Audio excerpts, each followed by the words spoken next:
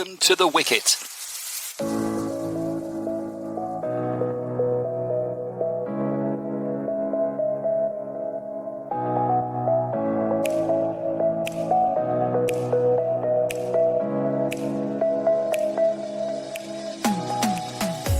Hello, and it's time for another episode of The Wicket, Arab News' very own cricketing podcast.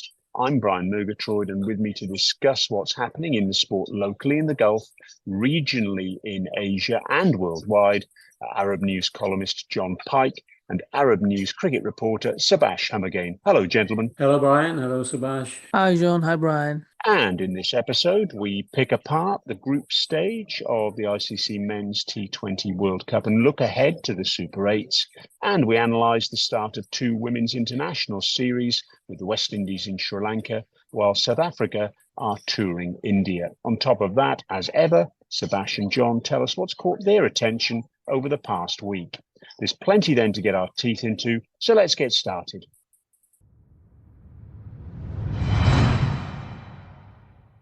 As we record this podcast, we've had 39 matches of the ICC Men's T20 World Cup, and that's brought us to the end of the initial group stages. The 8 sides to go through to the Super 8s are India and co-hosts the USA from Group A, the latter at the expense most notably of Pakistan, Australia and defending champions England from Group B. From Group C, it's Afghanistan and the West Indies, with New Zealand falling by the wayside. And Group D has thrown forward South Africa and Bangladesh, with 2014 champions Sri Lanka heading home. The Super 8 groups are made up of Afghanistan, Australia, Bangladesh and India in Group 1, while England, South Africa, the West Indies and the USA are in Group 2. The top 2 sides will contest the semi-finals. Now, before we talk about the specifics of each side, those that qualified for the second stage and those that didn't, we need to address 2 key issues which have had a fundamental effect on the opening round. That's the pitches and the weather. As for the latter, we saw 2 matches washed out in Lauderhill without a ball being bowled,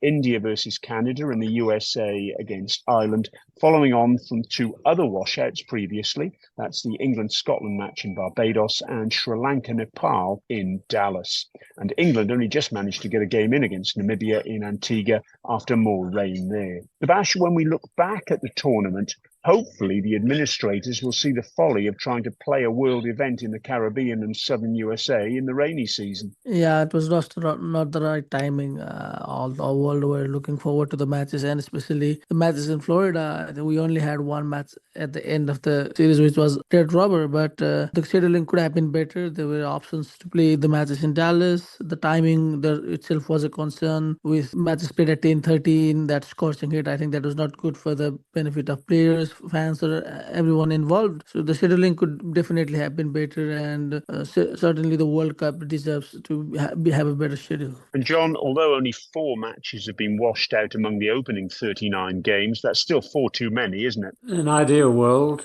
yes. The England-Scotland one was probably the most critical of those, which has some consequences. And playing devil's advocate, though, I mean, cricket's always at the mercy of rain. Climatic conditions at the moment globally are pretty mercurial, and wherever it's played, rain may intervene. And I think the onus then comes back onto the authorities to actually plan for those contingencies with reserve days, for example. The issue is, do they think about that? Well, that's a good question. And I'm sure with the way the schedules are these days, they want to concertina an event into as short a time as possible. I suspect that reserve days are the very last things that they're prepared to consider.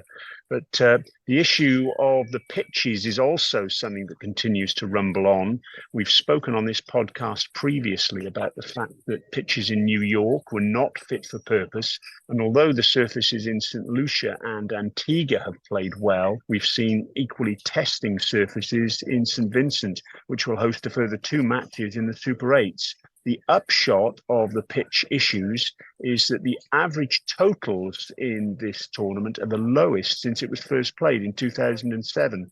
Subas, there is an argument the saying that pitches that make batting tough bring the sides closer together and so work in favour of the associate teams in the tournament. What's your view? Yeah, we can see what Kagisho Rabada and Ignorke said in this bit. I think the game was much competitive when such tough pitches are thrown out. Yes, batsmen struggle, but it's the taste of the batters as well. We've seen some good individual innings in those games, especially in New York with Rohit Sharma, Rishabh Pant coming up good. So it's how you put yourself in that test. It's not about always scoring 200 and letting batters get the runs. It's about the bowlers making most of the conditions as well. And I agree that the associates will get the benefit of that because bowling wise they can compete, but there's a stark difference in batting in between these big nations and the associate ones. We've seen teams folded for 40 or 50 odd runs, but once the pitches are tough to play, I think the players even they struggle, and there's a bit of less difference in batting, but. You have to play in any surface, and South African bowlers were vocal about it that it levels the field of play for both batters and bowlers. Well, John, I, for one, am all for pitches that give bowlers something as opposed to surfaces where everything is in favour of the batters. But has the balance gone too far in the other direction with batting being reduced to something approaching a lottery at times? Well, it's been a very corrective tournament and a boost for bowlers. It's going to be a shock to many batters, many of whom have got away with inferior techniques on friendly pitches. I do think the pitches and the weather have combined for it to go a bit too far the other way. A run a ball in T20 cricket seems extreme. Certainly caused a change in approach. What have we got? A run a ball, 103.29, I think, strike rate for this World Cup, compared with 150 odd for the IPL, which, conditions are different. And at the end of it, of course, there's the old argument that it is the same for both sides. Yes, it certainly is. And of course, the one thing you have to say about the issues of both the weather and the pitches is there are no quick fixes in either case. The rest of the tournament will continue to be played out at a time of year when the chances of rain in the Caribbean are high, while it's not possible simply to click your fingers and make a pitch better overnight. They are major variables, and let's hope they don't have a telling effect to the detriment of one side over another as we get to the business end of proceedings. Well, let's look then now at the sides who have progressed to the Super 8s, starting from Group A with India and the USA. And John, India have gone through with a couple of close matches against Pakistan and the USA. They came out on the right side of both of those. How do you think they'll be feeling? I imagine they're pretty confident. Probably rather wary of what happened in the ODI World Cup when they won 10 matches and failed in the final. Probably got some concerns over Virat Kohli's form, especially after he performed so well in the IPL. And of course, I suppose they'll be keeping one eye open for the weather, because if there's one thing that might cause the authorities to think again, it would be if India were to be defeated by the weather rather than opponents on the pitch. Well, Subas, India played all their first-round matches in New York, not something their batters will have enjoyed, although their bowlers had a field day. Now they switched to the Caribbean, and that's something you felt would be to their disadvantage because they haven't encountered those different conditions earlier on. Is that still your view? I agree on that on the bit, but if you look at the bowling attack they have, I think they'll not play three pressers from now on. So I think Siraj going to stay out, and they picked their team brilliantly. So we've seen West Indies pitches favorable for spin, so they have Akshar and Ravindra Jadeja already playing, and they still have Kuldeep and Chahal to come in. So I think they've risked with their spinners, but only either one of Chahal or Kuldeep is going to play. But however, if the tracks are favoring spin, they have a lot of individuals who can contribute to the spin in their lineup already. So batting wise, they've not got the runs firing. Virat Kohli especially is yet to get amongst the runs, but the way we have seen runs being made in West Indies pitches, in majority of those, so maybe India could get there. And the fact that they have got an easier group out of two, I think they'll make it through to the semi-finals. And what about the USA? They gave India a real test in New York, and after wins against Pakistan and Canada and a no result against Ireland, they've deservedly progressed. How well equipped will they be for the Super 8, Subas? I can't say out of three matches they can all win all three, but I think they're good enough to have competitive matches. The individuals they have, the role they acquire, spinner wise, yeah, they're a bit under-equipped, but we can see the way that the batting they have. I think they're well prepared for this. And John, the USA, they're up against England, South Africa and the West Indies. Do you think they have any chance of taking points from any of those matches? Yes, I'm with Subas on this. I think they've got quite a good chance. They're confident and they're up for the fight. So that's the qualifiers from Group A. From Group B, we've seen England and Australia make it through, overcoming Scotland, Namibia and Oman. England were made to sweat, thanks both to Scotland's excellence in pushing Australia to the limit and also by the weather, as they were close to a second washout against Namibia, which would have put Scotland through. Australia went through with 4 wins from 4 matches and looked well placed to challenge again. John, let's talk about the defending champions England first. It was all doom and gloom after their washout against Scotland and their defeat against Australia. But after 2 wins against Oman and Namibia, they've made it through. Do they convince you? They don't seem to know what the best side is. And much is going to depend on whether they select correctly. And they may have even stumbled on it versus Namibia. Harry Brook batting higher with Topley in, who I think should have been in from the beginning, and Jack's out. St. Lucia is going to be a fast track, so I think as long as they pick correctly, they have a chance now. And Subas, all the media talk before the final day of group matches was that Australia would take it easy against Scotland, with a Scottish win against Mitchell Marsh's side, meaning England would be out. But although Scotland pushed Australia hard, and Josh Hazlewood had joked about it in a media conference earlier in the week, that was never going to happen, was it? I mean, I know Josh pretty well, and I can testify that he has a very dry sense of humour, but I suspect that was lost on the English media that reported on the issue. Well, with the way where England were before the final match, I think they were bound to take that. And I think it was about creating a pressure around Australian team to get the win against Scotland. And at the innings break of their game, you never know where the match was going, the way that they had fielded that day. But credit to Marcus Stoinis. Travis said what a brilliant inning that was. Stoinis, one of the best you'd see on a normal day. Any other team would have went on to lost the match because there was nothing kept for them. But still, they fought, and Australia, as they are always like a well-oiled winning machine. I think it was a brilliant win, and all the talks about English press, I think the Stoinis gave the answer for them. Yes, there were some remarkable shots from Marcus Stoinis. John, Australia did make changes for that Scotland match, including giving spinner Ashton Agar his first game of the tournament, and they bowled 12 overs of spin against Scotland. But on the evidence of group games in St Vincent, where the ball turned extravagantly and where Australia will play one of their Super 8 matches, that was simply prudence, wasn't it, to ensure players within the squad are up to speed? Well, that's one interpretation. Can you imagine the hoo-ha if Scotland had won, especially after Hazlewood's comments? I mean, they were 60 for 3. They'd dropped 6 catches. And I would have thought that's a risky strategy that only just worked. Well, in Group C, the equation among the big dogs was that 3 into 2 wouldn't go. And sure enough, New Zealand missed out while Afghanistan and the West Indies progressed. Subas, of the 2 to go through from that group, who do you think will be happier heading into the Super 8s? The West Indies?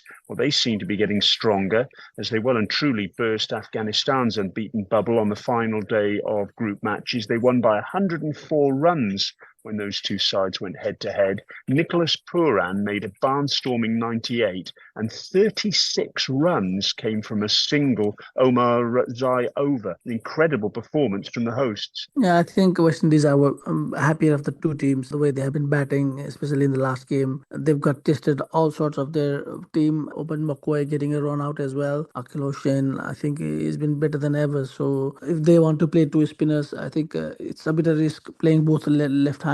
But given that the form that Akil Hossain is in, I think they will keep for the Super 8s. And Afghanistan, one bad patch that they want to forget about and move forward. They've been brilliant throughout the group stage, apart from this game, and I think they'll be happy that they have an outside chance of getting into next round in this group they are. John, what have been your chief takeouts from the performances of those 2 sides, West Indies and Afghanistan, thus far? Well, as you just mentioned, West Indies are steadily getting better and better, illustrated by that score of 218 against Afghanistan, who only made 114. I think that's a fair reflection of their relative strengths. Afghanistan loses its top order cheaply. There's not that much to come, particularly against stronger opposition. So I think semi-finals for West Indies, for me, they're looking strong all the way around. Afghanistan, I don't think will get that far. Into Group D, the sides that made it through were South Africa and Bangladesh, although both were given huge scares by Nepal. We'll talk about Nepal in detail a bit later, but what about those two sides to make it through? John,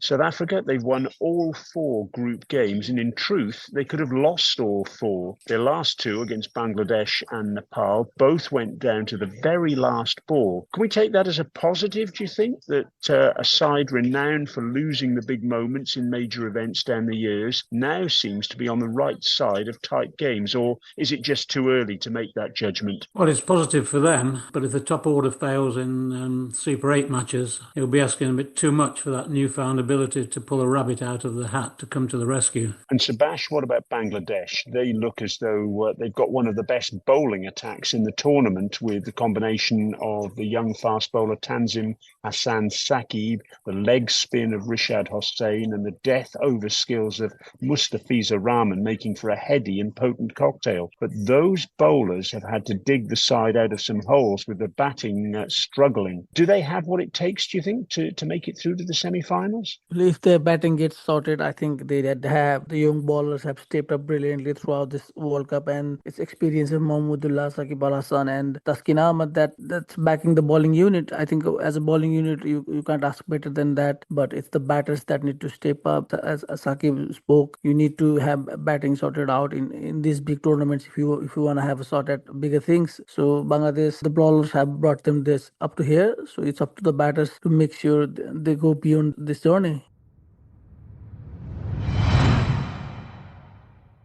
So that's the 8 who've made it through. But what about the teams that are heading home? Again, we'll look at them group by group, starting with Group A and the most notable casualty, Pakistan. Their tournament was summed up by a narrow win against Ireland, which wrapped up their action. The bowlers were at their destructive best, but the batters struggled to get them over the line, chasing a small target. John, we've seen media speculation that Gary Kirsten, after this first experience of the roller coaster that is coaching Pakistan, may wield the axe and make sweeping changes. Is that the way to go? And where would you start if it is? Well, he seems to be under pressure from his boss, Mohsin Naqvi, to do so. We all know the talents there, especially in the bowling department. I think you have to start with the captaincy mess. It's difficult to know how to resolve that. It's a real conundrum. You think it's probably time for somebody other than Babar Azam or Shahil. And on top of that, the middle order batting does need a shake-up. Well, Subas, we know Imad Wasim and Mohamed Amir will slip back into international retirement now. But what about other changes? Do you expect to see any? The next event, of course, is the ICC Champions Trophy on home soil in Pakistan early next year. So the clock is ticking already. There has to be changes, I think, especially in the middle, as John mentioned. I think the batting that has been a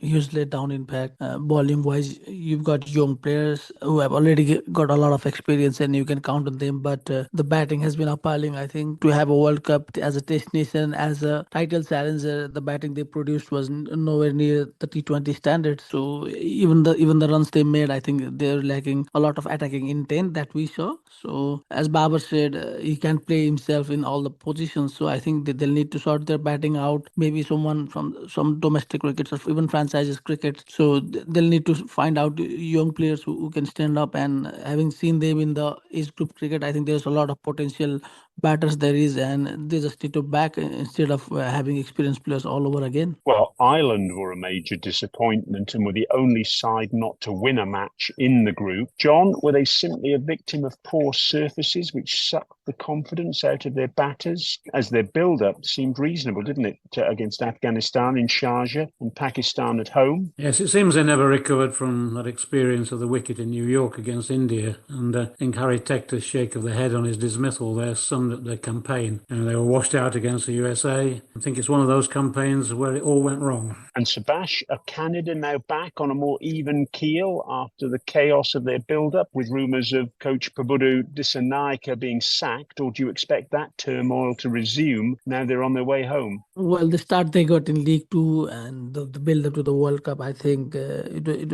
was good for Canada. But all of a sudden, things in behind the scenes, the coach getting sacked just before the World Cup. I think that's not what Coach Pope deserves. He's brought Canada back on the world scene, and with USA qualifying for the next World Cup already, Canada are in front foot to get consecutive World Cups. So I think they should go back home, sort everything out. They've got a big League Two series coming up against Nepal, and maybe the qualifiers as well. So Bermuda, they missed out quite closely last time, and they would be looking back, having seen the USA qualified already. So I think the regional qualifiers is going to be equally tough. So there's no time for Canada to get into these troubles again, and I think it's better if they back Bobodu and look forward to the future. Yes, you make a good point there, Subas. Of course, with the USA getting through to the Super 8s, it means they automatically qualify for the next event. And what that means, the knock-on effect is, of course, Canada won't have to face the USA in the qualifier. So that's something for them to be positive about. Into Group B, and the sides to miss out was Scotland, who missed out on net run rate from England, plus Namibia and Oman. John, how do you assess Scotland's campaign? They pushed both England in the play that was possible and Australia, and secured excellent wins against their fellow associates. Are they the best associate side on the block now? Remember, they were crowned World Cricket League 2 champions last year. Well, on the showing in this tournament, yes. The Australian players paid them tribute, saying how much they've improved. I think the real question now is, can they keep that momentum going and develop the next batch of quality players? Yes, it's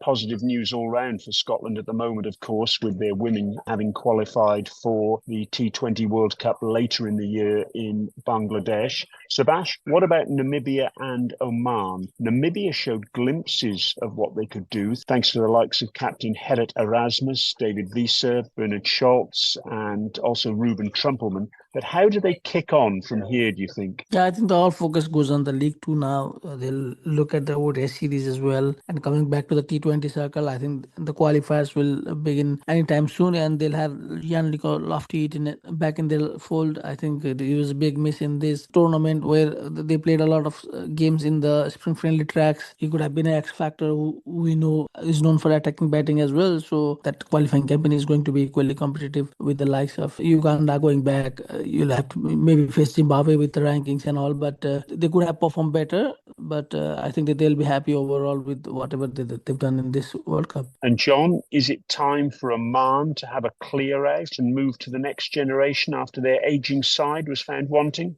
I think partial one, is inevitable. They need some experience in order to blend in and develop the next generation. It's going to take a few years to do that. So one would expect a period or a hiatus for Oman cricket over the next 5 to 6 years. Subas, does it need to be a more gradual changing of the guard from Oman, or do you think it should be a wholesale clear out? I think there's a time now they need a wholesale clear out, but who they to replace with is the question again. They don't have a good grassroots. They rely on experts a lot, but there has been a chance that they've tried to give homegrown players a chance with a different team made of full homegrown players being rated, but they're not yet ready for the international exposure. So you have to rely on some more experts coming in. But this crop of squad, I think it's time to let them go and maybe build someone with League Two and then ready them for the regional qualifiers next year. Well, in Group C, the three teams that failed to progress were New Zealand, Papua New Guinea and Uganda. And for New Zealand, it proved to be a disastrous campaign. John, Lockie Ferguson's perfect figures against Papua New Guinea, 4 overs, 4 maidens and 3 wickets, are unlikely ever to be beaten. But the Black Caps' decision to eschew any warm-up matches, even with a skeleton squad, because of many of the squad being away at IPL, unlike Australia, who played their warm-ups with only 9 squad members in attendance. Well, that decision cost New Zealand dear, didn't it? They looked undercooked for what turned out to be crucial opening encounters against Afghanistan and the West Indies. They actually had the West Indies on the ropes as well, only to fail to deliver the knockout blow. I'm guessing there'll be some severe navel-gazing after this exit, but should heads roll either among the playing or coaching staff over this failure, do you think? It is unlike New Zealand not to be thoroughly prepared. They were, I suppose, unlucky to face Afghanistan in the first match in a game that was always going to be a decider, in my view, for that group. But they knew that in advance. You would think they'd prepare, or maybe they were complacent. I think what we've seen is a fatal momentary lapse of strategic thinking, maybe seduced by the riches of the IPL for some of those involved. Heads to roll, I don't think that's New Zealand's style. I think we're already seeing, though, a sort of change of the guard with retirements already announced and maybe several more to come. And Subas, what about Uganda and Papua New Guinea? Uganda won the battle between those two sides and their bowling looks more suited for all conditions, but both batting lineups look woefully underprepared for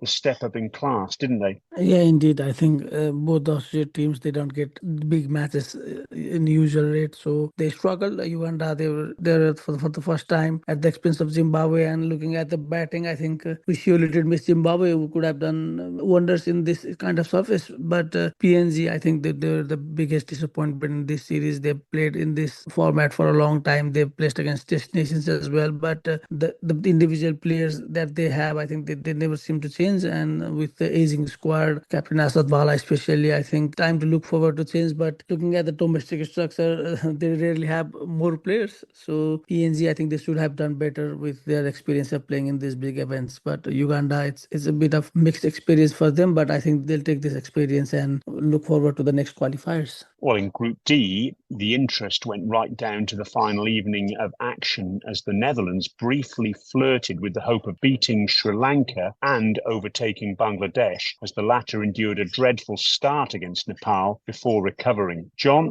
for Sri Lanka, when they won the ICC Cricket World Cup qualifier last year in Zimbabwe, their batters performed modestly, but it was their bowlers who bailed them out time after time. This time they couldn't do it. What's gone wrong there? It was very disappointing from Sri Lanka. It seems that they weren't able to bat on the type of pitches on offer. When they got on a better wicket, they scored not 201 in the last match, which gives the bowlers something to play with. I think in the first two games, they lost 3 or 4 wickets in the first 6 overs, difficult positions to recover from. So I think what went wrong for them was not being able to bat on the inferior wickets. And the Netherlands, John, where do you see them moving forward? They've got some talented young local players, but can they take the next step to get where, say, Scotland is at the moment? Well, they had good patches throughout the tournament, as they normally do, but against good quality sides, more is needed. Those talented players you referred to seem to have plateaued for now, and I think the real question is, and only time will tell, is whether they can go to a higher level. Subas, it's time to talk Nepal now, as you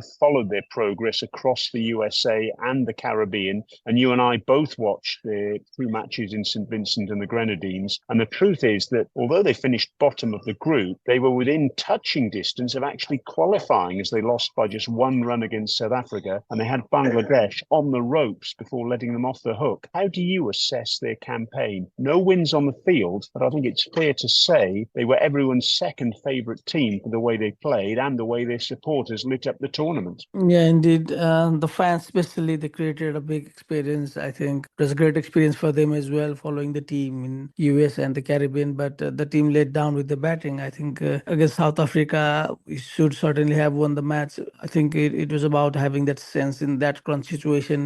South Africa were present in that, having missed the run out earlier. The ball came and Klaasen reacted quick, and Nepal, on the other hand, should have completed that run. But I think it's about that fine margins, and that was the difference in that game. Against Bangladesh, I think it was the same story all over again. Having been at the top, I think should have restricted Bangladesh and under 100 runs. But once again, batting was flawed at the biggest stage, and I think they need more matches against these big teams to get used to this pace and to get used to this pressure. Yes, I was going to ask you about that, Subas. What will it take now for Nepal to bridge the gap and ensure that next time they're in close contests against the so-called big boys, they can get across the line? What have they got coming up, for example?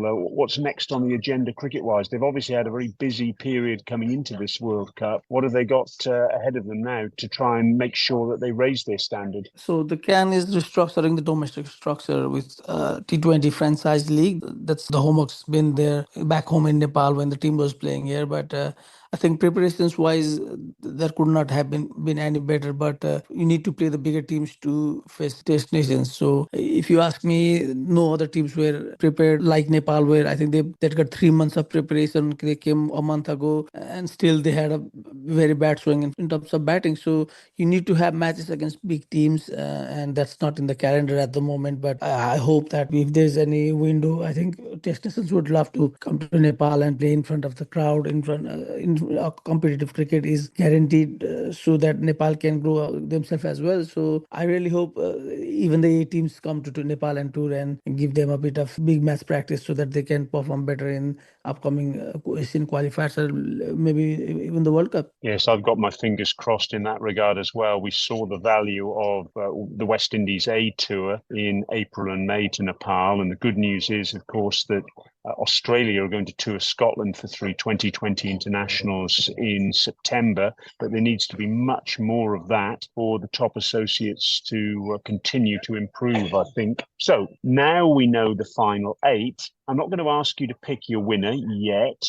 We can do that on the next episode. But what about your final 4? I'm pleased to say, gentlemen, that in the previous episode, you each picked 4 sides that have made it to the Super 8. So that's a good start. John, you picked India, the West Indies, Australia and South Africa as your semi-finalists in that last episode.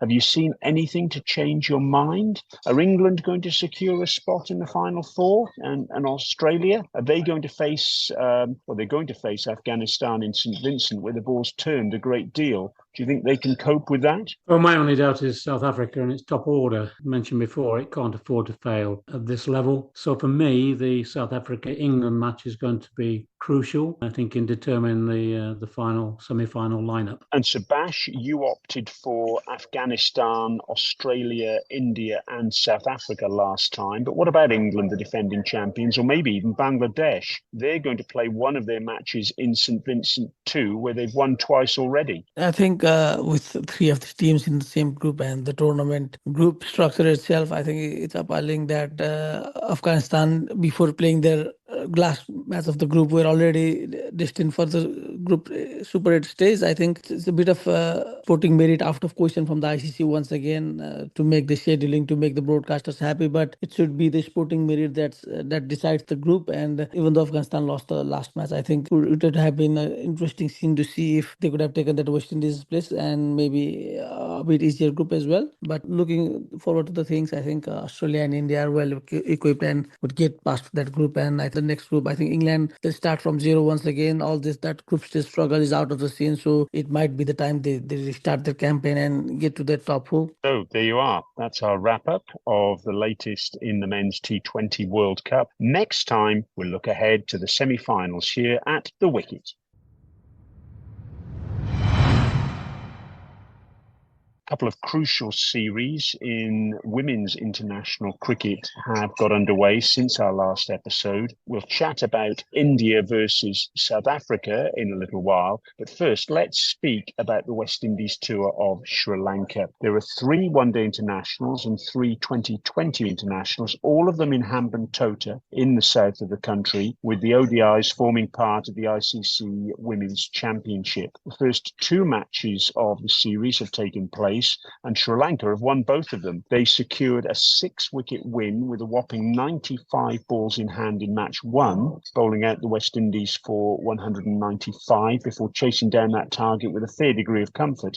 And then in match 2, it got even better for the home side as they dismissed the West Indies for only 92. And although they had a wobble late on in the chase, they won by 5 wickets with more than 28 overs to spare. In our last episode, we did wonder if it would be a battle between the 2 captains, Hayley Matthews of the touring side and the hosts Chamari Atapattu, but Hayley didn't play in match 2, and the standout performers have been Sri Lanka's left-arm spinner Sugandika Kumari, who took 3 for 30 in game 1, and off-spinner Kavisha Gilhari with 4 for 20 in game 2. John, so far this has been more one-sided than I think any of us expected. What do you make of that? It certainly has been much more one-sided, as you say. I think it's some very fine bowling by Kumar and Dilhari, as you mentioned, in both of those matches. And as you mentioned, Matthews didn't play in the second match. So I think just an all-round surprise, but some fine performances by Sri Lanka. And Subas, the West Indies were well prepared. They had a week-long training camp in Colombo before the series began, but they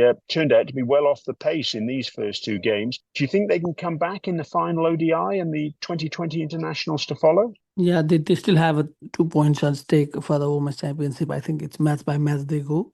They've lost the first two. The first match was a better. Second match without Matthews, it was really tough. But I think they still fight for that 2 important points. And so I think everything is in play and they still have a chance. Yes, a reminder there are 10 teams in that Women's Championship table, with the top 6 sides in the ladder qualifying automatically for the Women's World Cup in India in 2025, while the bottom 4 sides will have to go through the qualifier.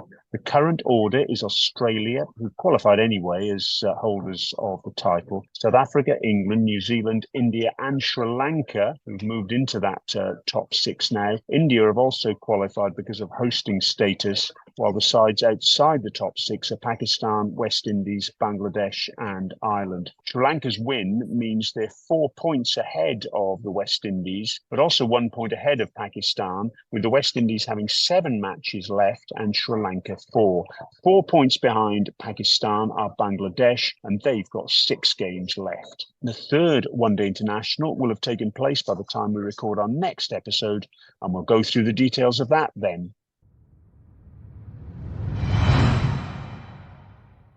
India started their 3-match one-day international series against South Africa with a thumping win by 143 runs as they recovered from 99 for 5 to reach 265 for 8. As Smriti Mandhana made a brilliant 117. South Africa, in reply, lost wickets at regular intervals and folded for 122 as leg spinner Asher Sobhana took 4 for 21. John, South Africa's one warm-up match was decimated by rain, so the team was clearly undercooked going into the first one-day international. Is this another reminder that playing cricket in India in June is an exercise in chance? Well, it is, but I think we've got to get used to it. Schedules are so crowded. As I mentioned before, the climate's so mercurial. It seems the authorities are saying, just get on with it. And John, are there any crumbs of comfort South Africa can take in this defeat? Yes, I think the pitch was very sluggish. They didn't need to find a way to nullify India's spinners. Laura Volvo failed, of course, all conspired against them. I think they surely must get better, and they'll be probably heartened by the fact that India's top order failed. Subas, it was impressive from Smriti Mandhana, but will they be concerned about their top order aside from her, or is it just too small a sample size, one match, to rush to judgment? I think they don't need to worry about that at all, because Smriti and Harman, I think that they're used to playing that leadership role and backing that batting lineup, and they have a big, long batting lineup. They have batters who can get the runs as much as number 8, and Safali Burma, as we all know, is used to play innings that either goes for a long run with big runs, or she goes back straight away. So they've got a good middle order. So I think top order failure would not concern them right now. Well, by the time we record the next episode, the one-day international series will have wrapped up, and we'll discuss those remaining matches then. And finally, gentlemen, as we always do, let's hear from you about something that's caught your attention this week in the world of cricket. John, first of all? Well, yet another T20 record is gone. It was broken on Monday, the 17th of June. Sahil Chauhan of Estonia hit 144 off just 41 deliveries to see his side chase down Cyprus's 191 for 7. So I think that's from an unlikely corner of the cricketing world has come a new record. Yes, he's beaten the record by Nick Lofty-Eaton of Namibia for 33 balls for his T20 International 100 against Nepal earlier this year. And it was a remarkable effort from Sahil Chowdhury against Cyprus. Subas, what's caught your attention? It has to be the matches in Florida. I think almost all the matches they were watched out, and while Dallas watches on as a venue that is well equipped for US cricket, even the pitches were good, the crowds were there, everything was set up, and they had an early end to the tournament. And when we moved to Florida, I think there was only one match that was rain affected as well, but not as up to the standards that World Cup deserves. So I think with weather forecast known from 2 or 3 weeks ago, I think there could have been a better scheduling. Even though the fans would have been at the end of it, I think everyone would have loved to see the matches being held, and Dallas was ready and prepared. So I think you should prepare such things beforehand. And it was sad to see the matches in Florida not being held while the other venues were ready, and just the ICC just let it go. And that's all for this episode of The Wicket. We'll be back soon with more cricket chat from the Gulf region, Asia and worldwide. As ever, please don't forget to like, subscribe and comment on what you've heard wherever you get your podcast. But for now, this is Brian Murgatroyd along with Jo Pike and Subas Humagain saying thanks for listening, and we look forward to your company next time. Goodbye. Goodbye.